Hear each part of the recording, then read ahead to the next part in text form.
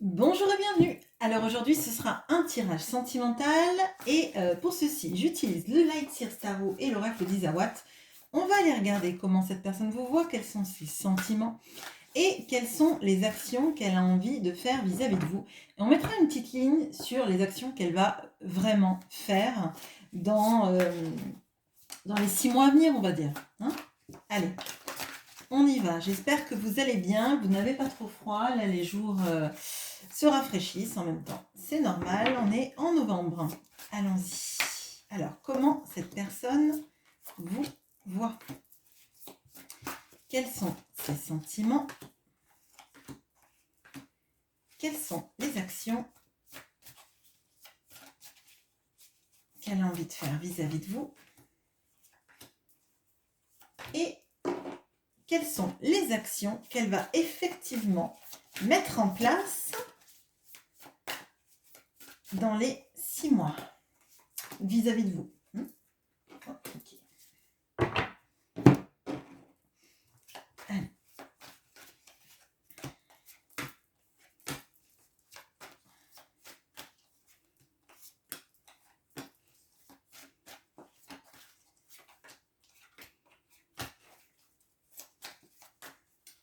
Et j'en ai 2 là.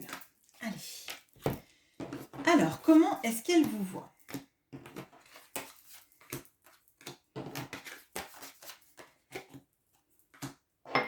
Alors, on a la roue de la fortune et la boîte.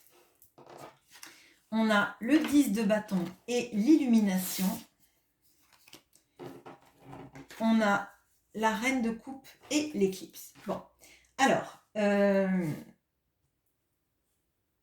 clairement, elle voit que vous êtes sur un nouveau chemin dans votre vie. Là, il y a des choses que vous laissez s'exprimer dans votre vie, dans votre manière de faire qui change totalement. Je crois que pendant longtemps, vous vous êtes cantonné à rentrer dans certaines cases qui convenaient aux autres, mais qui ne vous convenaient pas à vous. Et là, c'est comme si vous sentiez que la roue du destin avait tourné et que vous ne vouliez pas louper le mouvement. Vous ne vouliez pas continuer dans un cycle qui a été le vôtre pendant longtemps. Alors, ça peut être le fait de se conformer socialement, ça peut être dans un travail qui convenait à tout le monde, mais pas à vous-même. Et là, on voit une reprise de pouvoir et une envie, effectivement, que la roue tourne, mais pas toute seule, en fait. Que le cycle vous embarque avec lui vers là où vous voulez aller. C'est comme ça en tout cas que votre autre vous perçoit. Donc là, il y a, à mon sens, une sorte de progression que vous faites vis-à-vis de vous-même, vis-à-vis de votre, j'allais dire, de votre destinée, sans être la destinée nécessairement, mais vous êtes proactif dans votre vie et vous allez vers là où en fait vous vous sentez porté et pas dans un énième conditionnement. Là, à mon sens, il y a de la reprise de pouvoir sur soi, sur ce qu'on veut, sur comment on le manifeste et comment on a envie de vivre toute la vie qui peut vous rester. Même s'il vous reste 90 ans à vivre, c'est, à mon avis, il y a un gros twist qui se fait pour vous. On voit là que vous avez sans doute porté énormément de responsabilités et que vous vous dites, ok, ces responsabilités, je regrette pas de les avoir portées parce que ça fait aussi la personne que je suis, ça fait aussi le fait que je sois quelqu'un de fiable, sur qui tout le monde a toujours pu compter. Mais maintenant, si je porte des responsabilités, ça va être dans quelque chose qui illumine ma vie, sur un chemin de vie éclairé pour moi, par moi aussi. Hein, là, il y a de la proactivité. Là, moi, je ressens vraiment, en tout cas dans la manière dont votre autre vous voit, il y a un gros twist qui se fait d'arrêter en fait de suivre un chemin préétabli pour vous et plutôt de vous éclairer votre voie. Peut-être aussi d'ailleurs que vous éclairez la voie et que votre autre, ça l'inspire en fait. Ça l'inspire parce que potentiellement, peut-être que lui, alors je vais dire lui, mais je vous laisse adapter si votre autre est une femme, c'est quelqu'un qui a suivi aussi des routes préétablies et qui est encore dans cette sorte de se conformer à une vie établie, une vie où on gagne de l'argent, on prend soin d'une famille, etc. Ce qui n'est pas un mal non plus, c'est pas jugeant du tout ce que je dis. Mais on sent que vous, en fait, vous éclairez le chemin, un peu à la manière de l'ermite, avec sa lanterne, qui regarde où il a envie que sa vie aille, et après, il peut devenir un guide pour les autres qui vibrent les mêmes choses que lui, donner l'impulsion aux autres, en fait, de vous suivre. Et moi, j'ai l'impression que vous tracez le chemin et que ça donne l'impulsion à votre autre de faire la même chose ou de se sentir attiré dans des énergies comme ça. Il vous voit comme quelqu'un qui est alors extrêmement empathique. Là, il y a la notion de la parole qui guérit, de la parole qui aide. Alors, ça peut être thérapeutiquement parlant et ça peut être tout simplement parce que comme vous êtes très empathique, les gens ont une manière de venir vers vous où ils se sentent en fait écoutés, ils se sentent compris, ils ont besoin de vos énergies douces et pas jugeantes. Moi, je sens vraiment comme ça. Peut-être que chez vous, d'ailleurs, il y a plusieurs personnes qui changent de travail pour aller vers quelque chose de plus thérapeutique, dans le soin, dans l'écoute, dans la parole, peut-être aussi dans l'énergétique, il y a peut-être de ça. Et en fait, c'est comme si vous aviez fait un énorme twist dans votre vie, dans vos énergies, dans vos impulsions, et c'est extrêmement inspirant pour cette personne. Vous êtes capable, vous, de sortir de vos conditionnements, en tout cas c'est vraiment comme ça que le ressent votre autre, de changer drastiquement votre manière de vivre, votre manière de voir, et d'accepter en fait que parfois on n'a pas besoin d'être, je le vois vraiment dans ça, ni tout blanc ni tout noir, les nuances de gris, sans parler forcément du film, hein, mais l'espace entre deux, la voie du milieu, le juste milieu, là où en fait on a un peu de blanc, un peu de noir, et ça fait quelque chose de moins manichéen, mais de plus intéressant, de plus à fouiller en fait, en permettant d'avoir une vision plus complète des choses. Les sentiments de votre autre maintenant.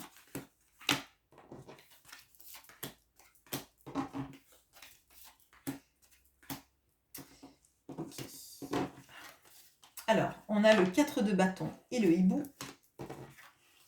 On a le 9 d'épée et l'harmonie.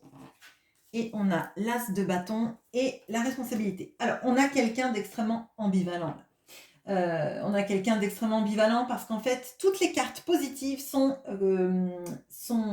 twistées, sont contrebalancées par des cartes plus négatives. Et la carte négative du tarot dans le jeu est twistée par une carte positive. Donc, on a quelqu'un qui n'est pas aligné là. On a quelqu'un qui aimerait suivre votre exemple et suivre son chemin, mais alors on a quelqu'un qui est plutôt dans je ne sais pas ce que je veux, je ne sais même pas ce que je vibre. Bon, on a quelqu'un qui voit que vous êtes quelqu'un avec qui il aimerait s'installer, il aimerait vivre. Avec le 4 de bâton, on a cette notion de l'engagement, de la stabilité, de la sécurité affective. Et c'est contrebalancé avec le hibou, donc, mais il ne faut pas que ça se sache. Il faut que ça reste caché. Donc là, il peut y avoir des triangulaires potentiellement. Il peut y avoir aussi des histoires d'amour qui ne s'inscrivent pas dans l'officialisation, tout simplement. On peut avoir aussi des quadriculaires. Je ne sais pas comment on dit quand il y a chacun un couple. Je ne sais pas. Si vous avez le mot, dites-le moi, je veux bien. Bon. Là, on a vraiment quelqu'un... son âme lui dit quelque chose, son cœur lui dit autre chose, sa raison étouffe son cœur, il ne sait pas sur quel pied danser. Il y a quand même cette notion de j'aimerais, et on voit en fait avec tout ce que vous représentez, il y a de l'admiration. Il y a aussi ce petit sentiment de ne pas en être au même niveau que vous dans son avancée personnelle. On a quelqu'un qui dort peu, qui dort mal, qui, chaque fois qu'il dort, est en train de ruminer, et peut-être parce que justement c'est quelqu'un qui n'est pas aligné entre ce qu'il veut, ce qu'il montre, ce qu'il vibre, ce qu'il pense, ce qu'il ressent. C'est un marasme en fait, hein, clairement. Donc c'est quelqu'un qui aimerait être en harmonie, aligné avec ce qu'il ressent, ce qu'il vit, mais il y a le poids du je vais faire une erreur, je fais une erreur, de toute façon tout ce que je fais ça marche pas, tout ce que je fais c'est voué à l'échec, tout ce que je fais, ça ne sert à rien, je ne suis bon qu'à faire foirer les choses. On a vraiment cette notion de culpabilisation à outrance. Alors peut-être que dans son entourage, on a quelqu'un qui lui fait bien ressentir que il n'est pas à la hauteur aussi, parce qu'on peut avoir ces énergies-là quand on s'est senti sans arrêt dévalorisé. Peut-être que c'est lui qui se dévalorise parce que une enfance dévalorisante, etc. Mais on a cette personne qui est en totale dissonance entre ce qu'il aimerait et ce qu'il fait, entre le poids de la responsabilité et la passion. Là, vous voyez, on a la personne qui vibre la passion. L'as de bâton, c'est le feu, c'est le désir, c'est l'envie de nouveau départ, c'est l'envie de réchauffer sa vie. Et à côté de ça, il y a la responsabilité. J'ai pris des engagements, il faut que je m'y tienne. Je ne peux pas faire tout foirer. De toute façon, si je fais quelque chose, je vais faire souffrir tout le monde. Il y a vraiment ces énergies-là extrêmement enfermantes et des pensées très limitantes, là, clairement. Alors, les actions qu'il aimerait mener.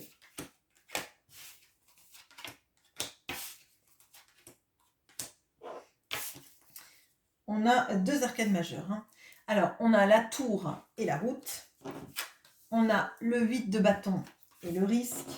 On a le soleil et l'offense. Bon, alors, ça s'améliore un petit peu.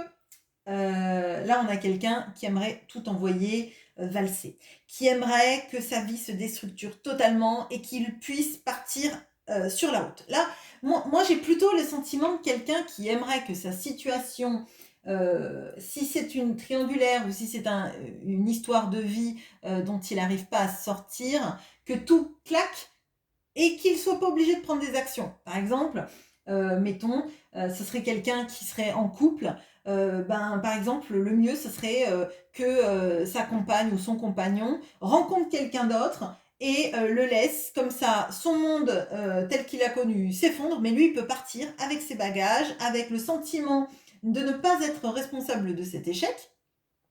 Il y a vraiment ça. C'est-à-dire qu'il aimerait que ça se passe, mais il n'a pas envie d'emporter la responsabilité parce que au fond de lui, il se sent responsable du fait de penser à vous alors qu'il est avec quelqu'un d'autre, si c'est le cas, ou de penser à vous alors qu'il doit prendre soin d'autres personnes. On peut aussi avoir plusieurs éléments qui sont mêlés.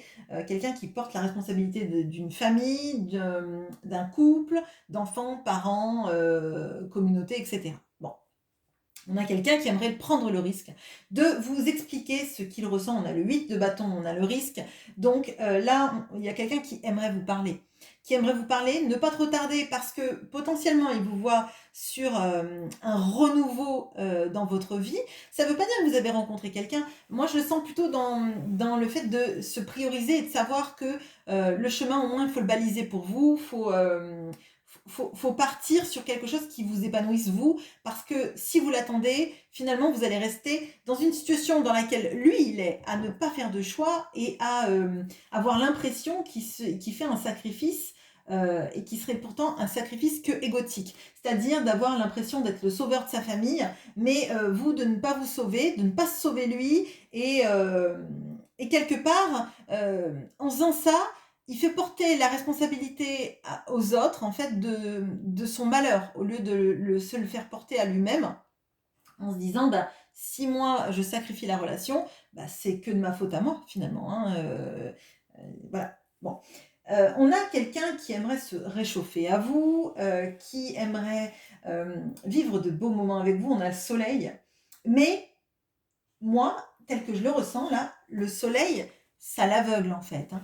Je voudrais vivre le soleil, mais j'en suis pas capable. Je suis pas capable d'affronter le soleil en face. Et dans le soleil, on a aussi cette notion d'affronter la vérité en face, d'affronter cet éclaircissement dans la vie. C'est-à-dire qu'en fait, en restant dans des non-choix, dans quelque chose d'égotique, dans quelque chose où on privilégie une sécurité matérielle ou le poids des responsabilités, on est toujours dans un entre-deux désagréable où en fait on pense à quelqu'un alors qu'on est avec quelqu'un d'autre, alors que on s'occupe des autres mais on ne le fait pas avec le cœur. Et moi j'ai l'impression que cette lumière, cette conscientisation, ça l'aveugle, il veut pas le regarder en face. Et pourtant il sait que c'est la seule chose à faire, ce serait plutôt eh ben, de vivre, de laisser cette chaleur s'exprimer, de vous parler effectivement bien, mais de mettre en place, lui, son moment de tour, plutôt qu'attendre que le moment de tour se passe. Parce que peut-être que ce moment de tour ne se passera pas, en fait, hein. C'est ce qu'il aimerait qu'il se passe.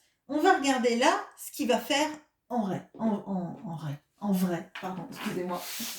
Hop. Bon, ça va, c'est des belles cartes. Alors, on a le roi de coupe. On a le 3 de denier. On a le valet de bâton et on a ce magnifique 2 de coupe. Et on va regarder avec l'oracle d'Isawat. Bon, c'est chouette. On a le soupirant et on a l'armure. Bon, alors là, on a quelqu'un, je vous ai dit, il vous voit comme la reine de coupe. Hein. Et donc, on a son homologue dans ce qu'il va faire, c'est prendre son pouvoir, être sûr de son amour, des combats à mener, en enfilant son armure, parce qu'il sait que là, il y a des choses à affronter. S'il est resté si longtemps dans une situation en portant la responsabilité du désir qu'il avait pour vous, en étant toujours entre deux, en voulant être avec vous, mais en voulant rester caché, en voulant vous laisser caché aussi potentiellement à la face du monde et même par rapport aux sentiments qu'il éprouvait pour vous, il va falloir qu'il prenne son armure à deux mains, qu'il vous dise que il vous aime, il vous admire, il admire qui vous êtes là-haut sur votre colline, en train de partir sur votre chemin, en train de créer votre chemin. S'il a envie de faire partie de cette nouvelle aventure, de coopérer avec vous, d'être près de vous dans cette nouvelle action, de prendre cet as de bâton, de le transformer et d'être l'acteur sans ressentir la responsabilité, parce que c'est bien quand il y a l'impulsion, mais c'est bien d'avec cette impulsion d'en faire quelque chose. Et de vous aimer, d'être avec vous, auprès de vous, parce que c'est auprès de vous qu'il est ce roi de coupe qui va si bien avec la reine de coupe que vous êtes. Là, on a un magnifique tirage. On a quelqu'un quand même qui part de loin. Et il va lui falloir du courage, il va lui falloir une grosse armure. Mais derrière, vous êtes potentiellement la femme, même pas potentiellement, c'est même certain, vous êtes la femme qu'il aime. Si ce tirage, bien évidemment, résonne avec vous, hein, ça ne pourra pas parler à tout le monde, évidemment. Mais là, dans les actions, on a quelqu'un qui reprend son pouvoir et qui coopère et qui va à l'action, qui va vous dire à quel point il vous aime et à quel point vous êtes la femme qui est faite, ou l'homme qui est fait pour lui ou pour elle. Voilà, j'espère que ce tirage vous aura plu. Je vous souhaite une très bonne journée. À bientôt.